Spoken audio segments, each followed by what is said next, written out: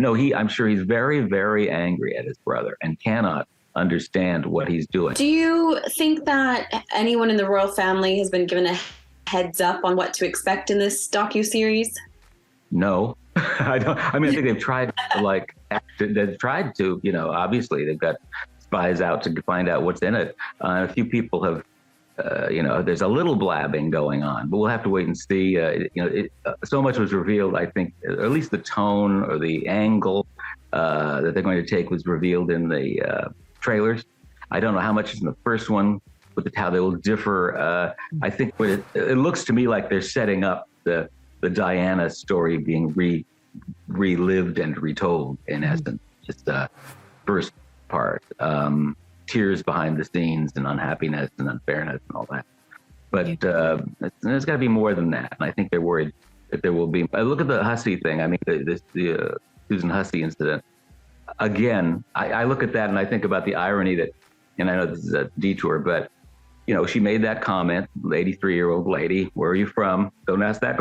Don't do that. Charles did the same thing a few years ago, and he got in trouble for doing exactly the same thing when we, implied that the person who was of color was not really British because, asking you where are you from and then kind of wondering how could you possibly be from Birmingham or Manchester? Well, you're very British people. Mm-hmm. But Lady Hussey made that mistake, and she made the mistake of pursuing it.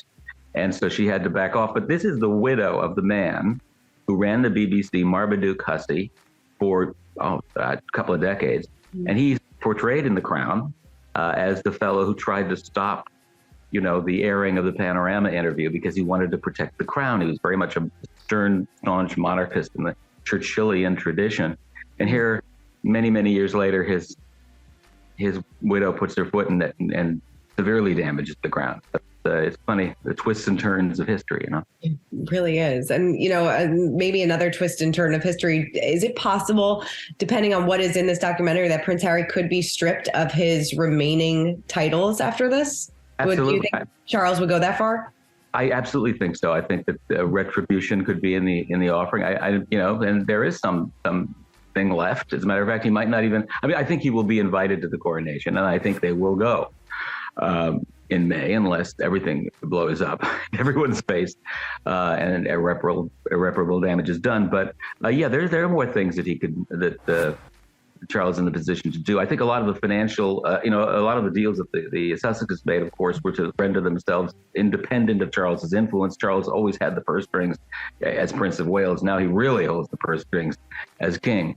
And of course, the titles and the charities and whatnot. And there's a lot left that Charles could do to punish Harry. Again, we'll just have to see if he takes that route or if he's just silent. The Queen, as I said, would have just pretended like nothing was happening and to keep calm and carry on. But Charles has a huge temper, has been unleashed many times behind the scenes. I've written about this, and I'm sure it's on the verge of having a meltdown.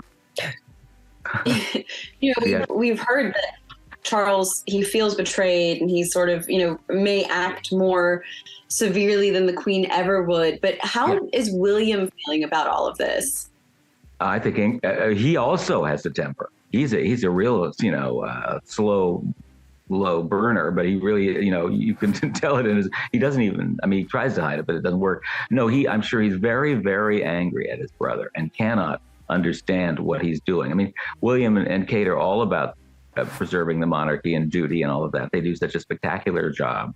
And the release of these trailers, at the moment they're trying to, sell the monarchy. Obviously, the Earthshot Prize is a big deal, but they were trying to, fly the flag, as it were, in the British flag in the U.S., and to have them eclipsed and overshadowed by that and the Susan Hussey incident. And by the way, I am certain when the boos began, and there wasn't just a smattering. There was quite a lot of booing going on of Kate and William at that basketball game in Boston. I'm sure they were stunned and shocked, even though they didn't show it. And that was all as a result of all the, drama going on back in London with Lady Hussey. For more news content and exclusive interviews, make sure to hit the sub, like, and bell button down below and visit usmagazine.com.